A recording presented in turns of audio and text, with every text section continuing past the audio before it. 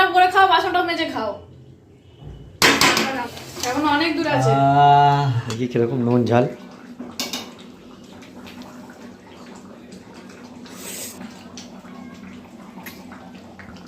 Fantastic. কিন্তু তোমাদেরকে দেখাবো যে মাংসের ঝোল দিয়ে ভাত খেতে হলে কি কি করতে হয় ঘরে। কিচেনের অবস্থা দেখো, মোনা কালকে গ্যাস ফ্যাস সব খুলে একেবারে এখানে ধুয়ে টুয়ে রেখে দিয়েছে।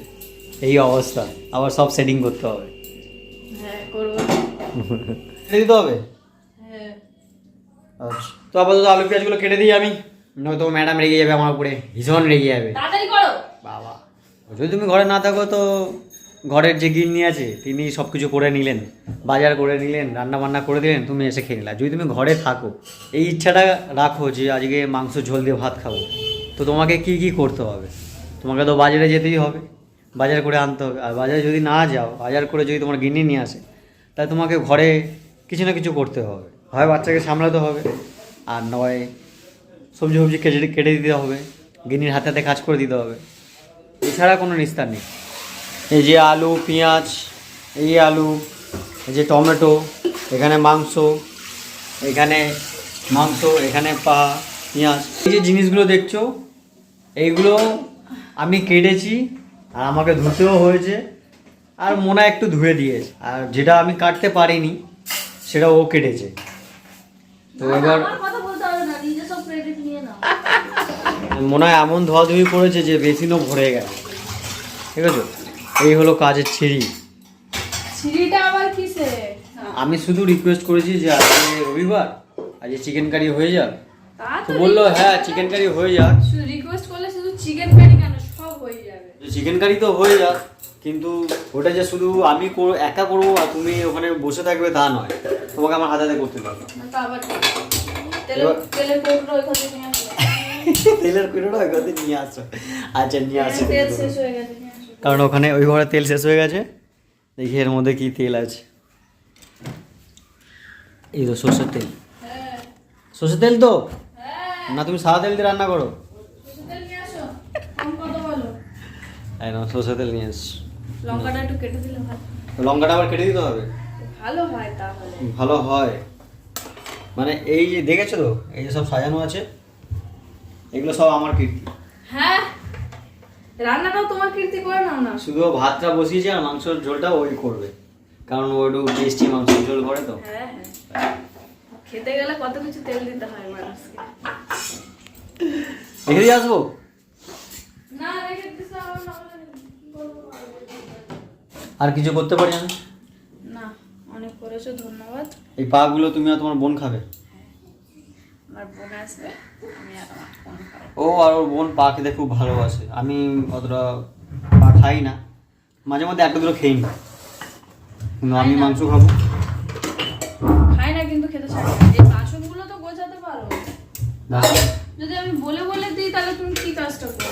বলে দিতে হবে না, তুমি কোনটা করতে হবে কোনটা করতে হবে না, আমি কি করে বুঝবো? আর তুই এখানে টুল নিয়ে সেটাতে সরকে দাঁড়াচ্ছিস কেন? ও ও কাজে ব্যস্ত। ও নাকি এখন লেবু খাবে, এতক্ষণ লেবু খেয়ে হয়নি। তোমার ছুরি না মা, বাবা হাতটা ফেটে যাবে এখন। আর লেবু দুপুরবেলা ভাত খাওয়ার পরে, দুপুরে ভাত খাওয়ার পরে তেল ছিটছে না, তেল ছিটছে না। এখন কি করছো? আলু ভাজছো? এই ছাঁকটা বসা। শুধু করে নিলে আর কি বাকি আছে, শুধু রান্নাটা করবে। কাঁচা লঙ্কাটাও ছিঁড়ে দিতে হবে।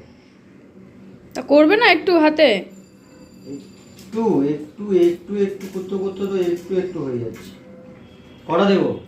দাও না, 4টে দাও। শুরু হলো তোমার চিকেন কারি? হ্যাঁ,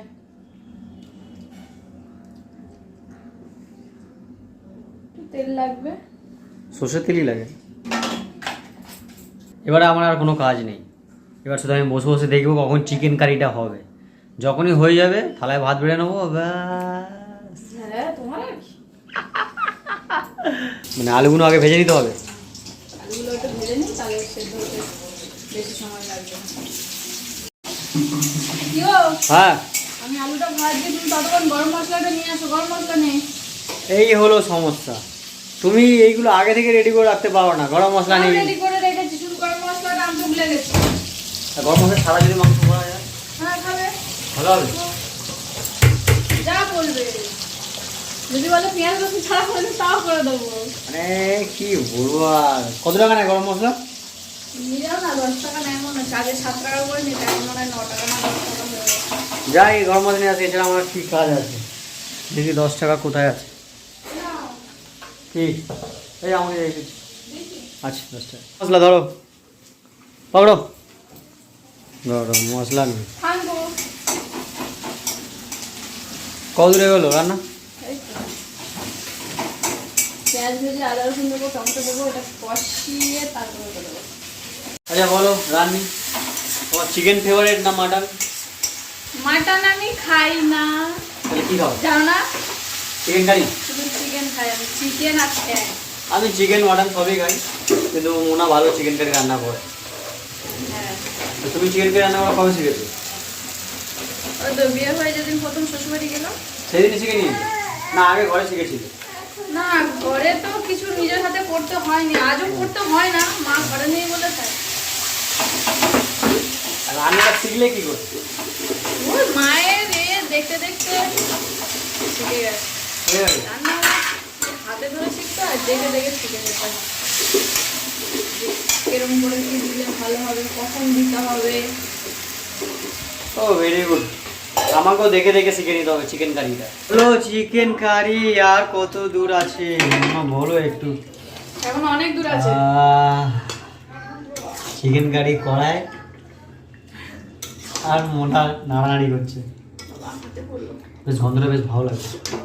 সত্যি? খুবই খিদে পেয়ে গেছে, দেখতে বেঁচে গেছে। হ্যাঁ গো, আজকে লেট হয়ে গেল। দেখলে তো বাজারে গেলাম, রান্না করতে কাটতে বাটতে দেরি হয় না, তাও তুমি কেটে রেখেছিলে বলে একটু তাড়াতাড়ি হচ্ছে। সব কাজ তো আমাকে দিয়েই করিনি। এই তুমি চুপ করো, রান্নাটা করে খাও, বাসনটা মেজে খাও। আর আমাকে দিয়ে করি না। গল্প শুধু। আর কতক্ষণ লাগবে তাও? আর বেশিক্ষণ না। হয়ে গেছে, খাওয়ার অপেক্ষায় শুধু। হয়ে গেছে, হ্যাঁ। একটুখানি দাও হাতে, দেখি কিরকম নুন ঝাল।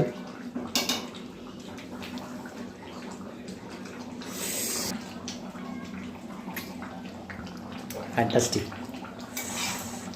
চলো ভাত দিয়ে খাবো, কি হয়েছে? ভাগ্যিস তেল দিয়েছিল, ওই জন্য ওই তেলে মাংসটা ভালো হয়েছে। হ্যাঁ ঠিক আছে। উল্টো দিক দিদি।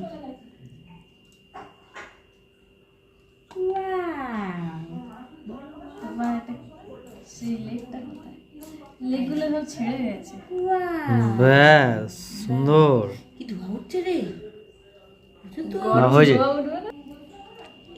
ঝোল ঝোল দেখে ঝোল ছাড়া খায় তো, ঠিক আছে। আলু অসাম।